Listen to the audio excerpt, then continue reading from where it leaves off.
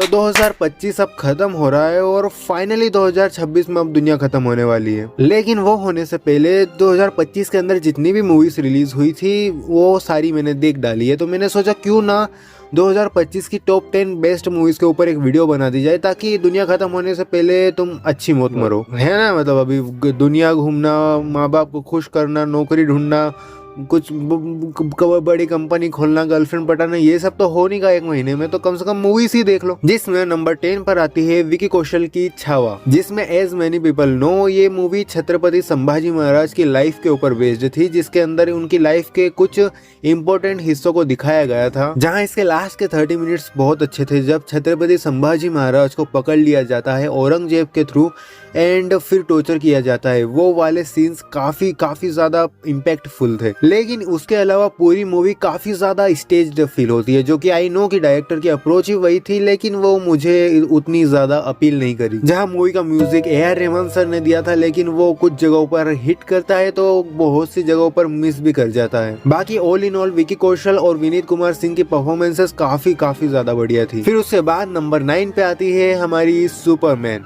जहाँ इस मूवी की सबसे बड़ी खास बात थी कि ये मूवी बहुत ही ज्यादा कॉमिक बुक एक्यूरेट थी। सुपरमैन का लुक, कॉस्ट्यूम, लुइस लेन का लुक, सारे कैरेक्टर्स का लुक, उनका डिमीनर और उनका परफॉर्मेंस, जिस तरह उनको पोर्ट्रे किया गया, ऑल इन ऑल बहुत ही ज्यादा कॉमिक बुक एक्यूरेसी थी इसमें। लेकिन जहां पर इसमें कॉमिक बुक एक्यूरेसी का एक्स फैक्टर था, साथ ही साथ कुछ कमियां भी थी कि इस मूवी के अंदर कोई भी एपिक मोमेंट या फिर कोई भी हाई मोमेंट नहीं था, जो कि जिसकी वजह से मूवी बाद में हम याद रख सके। जैसे आदि पुरुष के अंदर वो सैफ अली खान वाला सीन नहीं था जिसमें वो सांपों के साथ कुछ तो क्रेजी कर रहा होता है, मतलब याद तो है ना वो सीन, ऐसा इसके अंदर कोई सीन नहीं था। बट इसके अलावा मूवी बहुत ही अच्छी थी। जहां नंबर 9 पे डीसी की मूवी होने के बाद नंबर 8 पर आती है मार्वल की fantastic four the first steps, जहां ये मूवी भी बहुत ज्यादा कॉमिक बुक एक्यूरेट थी, लेकिन इसका एक्स फैक्टर था इसका रेट्रो फील। जहां इसके अंदर जो रेट्रो फ्यूचरिस्टिक वर्ल्ड दिखाया गया था, जिसमें फील जो थी, जो जमाना था, जो लोग थे वो 60s के थे, पर टेक्नोलॉजी मॉडर्न थी। वो दिखने में बहुत ही डिलाइटफुल था। और इस मूवी के अंदर कोई हाई मूवमेंट की भी कमी महसूस नहीं होती, क्योंकि इसके बीच में ही एक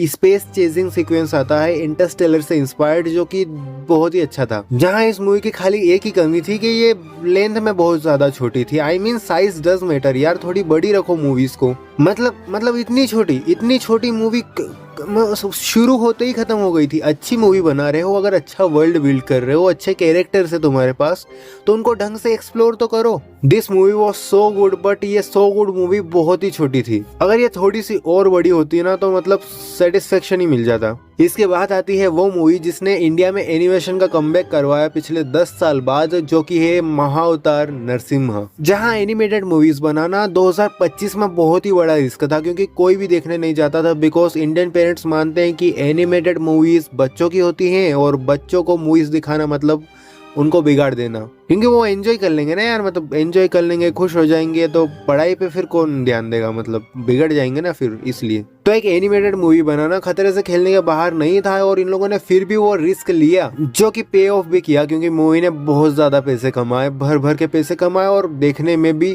बहुत ही ज्यादा बढ़िया एक्सपीरियंस था इसका। जहां भगवान नरसिंह और भक्त प्रहलाद की कथा को इन्होंने बहुत ही अच्छे से दिखाया। उस कथा के अंदर जितने भी भक्तिमय मूवमेंट्स थे, जितने भी सोलफुल मूवमेंट्स थे और जितने भी एपिक मूवमेंट्स थे, उनको इतनी अच्छी तरीके से दिखाया through out the music, through out the animation, through out the direction and voice acting की, वो दिल को छू जाते हैं। मैं लिटरली रो दिया था जब भगवान विष्णु का सेकेंड हाफ के अंदर वो सीन आता है जब भक्त प्रहलाद के पुकारने पर वो प्रकट होते हैं। All in all this movie was so damn good.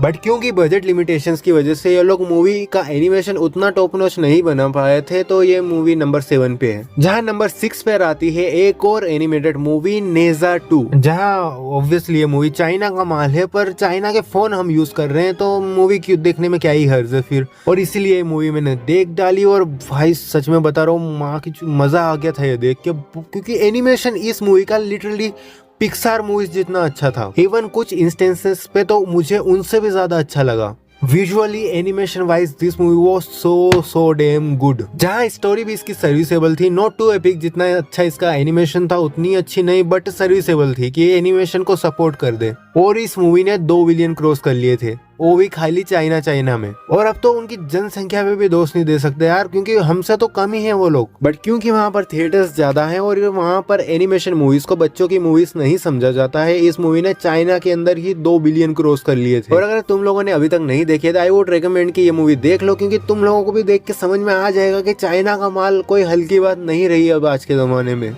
जनसंख्या ज्यादा होने का फायदा तो वो लोग उठा रहे हैं ढंग से। जो कि नंबर 5 पर आती है कांतारा चैप्टर 1, जो कि जब कांतारा रिलीज हुई थी तो उस मूवी के अंदर मुझे 2 ही चीजें बहुत ही ज्यादा इंट्रिगिंग लगी थी। वो एक तो थी उसकी स्टार्टिंग और दूसरी उसकी एंडिंग। जहाँ स्टार्टिंग के अंदर जो पूरी वो लोर स्टेब्लिश की गई थी गांव वालों के साथ में राजा वाली, वो बहुत ही ज्यादा फैसिनेटिंग थी। एंड आई वाज होपिंग कि ये लोग उसी को कंटिन्यू करते हैं रेदर देन वो मॉडर्न टाइम्स में जाने के बजाय, क्योंकि मॉडर्न टाइम्स के अंदर बस ठरक थी उसमें अंटिल द एंड। जो कि पहली मूवी के अंदर बजट कम होने की वजह से वो लोग पुराना टाइम उतना दिखा नहीं पाए थे, लेकिन जैसे ही पहली मूवी ने दबा के कलेक्शन किया, इन लोगों ने कांतारा चैप्टर 1 अनाउंस कर दी, जिसके अंदर ये सारी चीजें वो भर भर के दिखाने वाले थे। And that did it wonderfully. जो कि उसकी कुछ कॉमेडी सीन्स ही थे जो बहुत सी जगहों पे काम नहीं किए थे और कुछ जगहों पर अननेसेसरी और फोर्स्ड लग रहे थे, लेकिन उसको हटाकर मूवी की सिनेमेटोग्राफी, मूवी का पुराना टाइम, मूवी के अंदर जो भूता कोला वाली चीजें दिखाई थी या फिर जो भी देवास को लेकर पूरी चीजें दिखाई गई थी, जो कि पहली मूवी के अंदर भी हमको फैसिनेटिंग लगी थी, वो इस मूवी के अंदर भी बहुत ही ज्यादा अच्छी थी। जहां इसके बाद नंबर 4 पर आती है बहुत ही beautifully emotional movie home bound. जहां होम बाउंड 2 दोस्तों की कहानी है जो कि दोनों ही सरकारी एग्जाम की तैयारी कर रहे हैं अपने अपने लेवल से ऊपर उठने के लिए और अपनी फैमिली और खुद को एक बेटर लाइफ प्रोवाइड करने के लिए। जहां ये मूवी बहुत ही ज्यादा इमोशनल हो जाती है, क्योंकि गरीबी से शादी करने के बाद लगे हुए लोड़े तो दहेज में आते हैं। तो if you want something emotional to watch then this is for you. और अगर आप नीट, यूपीएससी, आईआईटी किसी भी एग्जाम की अगर तैयारी कर रहे हो तो इस मूवी से 10 फीट दूर रहना, मैं कसम से बता रहा हूँ, गांडी फाड़ देगी ये मूवी। जहां इसके बाद नंबर 3 पर आती है लेटेस्ट रिलीज हुई मूवी धुरंधर। जहां बाकी लोगों की तरह मैं इसका टीजर रिलीज होने के साथ ही एक्साइटेड उतना नहीं था, क्योंकि टीजर के अंदर सब्सटेंस जो कंटेंट था वो काफी लिमिटेड था, लेकिन उसको कट अच्छे से किया था। लेकिन जैसे ही इसका ट्रेलर रिलीज हुआ, उसको जिस तरह से कट किया गया था, जिस तरह से एडिट किया गया था और उसके अंदर जो सब्सटेंस दिखाया गया था वो बहुत ही क्रेजी था, जिससे हमें पता चल रहा था कि ये ग्राउंडेड एस्पियोनाज मूवी होने वाली है, जिसके अंदर रो ब्रूटल तरीके से सारी चीजें दिखाई जाएंगी और मूवी उसी प्रोमिस पर 110% फुली डिलीवर करती है। जहां ये मूवी लंबी बहुत थी, 3 घंटे 34 मिनट की इसकी लेंथ थी और कुछ लोगों को लग सकती है लंबी, इनफैक्ट लगी भी थी, लेकिन जब मैं इसे देख रहा था तो मुझे लिटरली इसका 1 सेकंड भी फील नहीं हुआ, क्योंकि मूवी की पेसिंग बहुत ही अच्छी थी और मूवी बहुत ही ज्यादा सब्सटेंशियल थी। हर एक सेकंड कुछ ना कुछ होते ही जा रहा था। इसका म्यूजिक, परफॉर्मेंसेस, जिस तरह से इसके अंदर सारे कैरेक्टर्स को दिखाया है, जिस तरह से इसके अंदर एस्पिनाज और रो की चीजों को बहुत ही रियलिस्टिकली दिखाया गया है, ग्राउंडेड तरीके से दिखाया, वो बहुत ही ज्यादा एंगेजिंग और इंट्रिगिंग था। जहां इसके बाद नंबर 1 और 2 में मैं बहुत ही ज्यादा कंफ्यूज हो रहा था। मतलब लास्ट टाइम इतना कंफ्यूज मैं गाय के दूध में और भैंस के दूध में हुआ था कि बहनचोद कौन सा ज्यादा अच्छा है।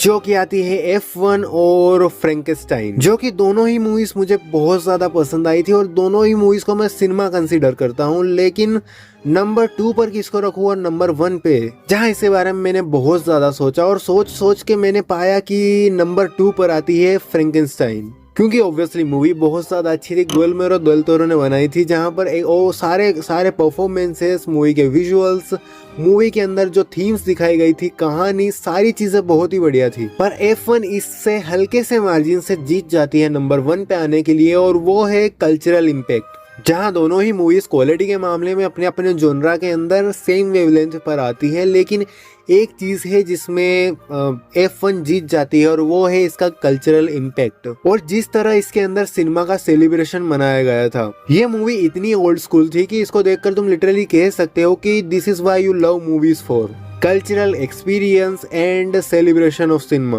जहाँ सारी टेक्निकलिटीज पे तो ये मूवी खरी उतरती है, performance, music, direction, sound design, VFX और सीज और इसकी ओवरऑल फील, जिसके चलते मैं ये कहता हूँ कि F1 is the movie of 2025। बाकी तुम लोगों का क्या कहना है इसके ऊपर कमेंट बॉक्स में बता देना। मेरी लिस्ट से अगर तुम्हारी लिस्ट रेजोनेट करती हो तो अच्छा, नहीं करती हो तो क्या करोगे यार, बुरा मान के। वैसे भी 2026 में दुनिया खत्म होने वाली है, जो सब मरने वाले हैं। बाकी वीडियो अच्छी लगी तो वीडियो को लाइक कर देना, अपने दोस्तों के साथ शेयर कर देना एंड सब्सक्राइब कर देना, नहीं तो हिलाते हुए मरोगे। बाय।